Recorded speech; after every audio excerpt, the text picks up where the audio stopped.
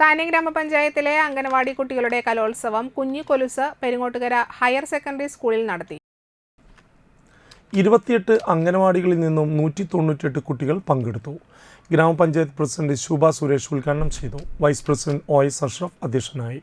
ജില്ലാ panchayat member Sheena Parayangattil, block panchayat standing committee ചെയർപേഴ്സൺമാരായ സീനത്ത് മുഹമ്മദ് അലി, സീന അനിൽകുമാർ, ഗ്രാമപഞ്ചായത്ത് ക്ഷേമകാര്യ standing committee chairman Sijo Pulikkottil, വികസന standing committee chairperson Shiny Balakrishnan, ആരോഗ്യ വിദ്യാഭ്യാസ standing committee chairperson Sheeja Sadanandan, മെമ്പർമാരായ ആൻഡോ തൊറയൻ, ശ്രീകല സന്തോഷ്, മീന സുനിൽ, സതി ജയചന്ദ്രൻ, രഹന പ്രജു, ICDS ഓഫീസർ ഫാത്തിമ എന്നിവർ സംസാരിച്ചു.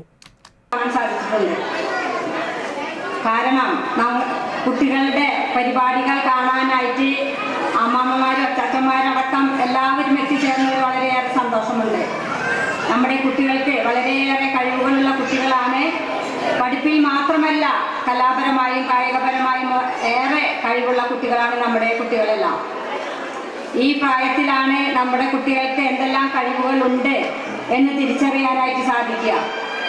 രക്ഷകർത്താക്കളെയും കൂടുതൽ തങ്ങളുടെ കുട്ടികൾ, അംഗനവാടി ടീച്ചർമാർക്കാണ് തങ്ങളുടെ കുട്ടികളിൽ എന്തെല്ലാം കഴിവുകളുണ്ട്, അതേതെല്ലാം വേദിയിൽ പ്രകടിപ്പിക്കണം എന്നുള്ളത് ടീച്ചർമാർക്കാണ് കൂടുതൽ അറിയാം.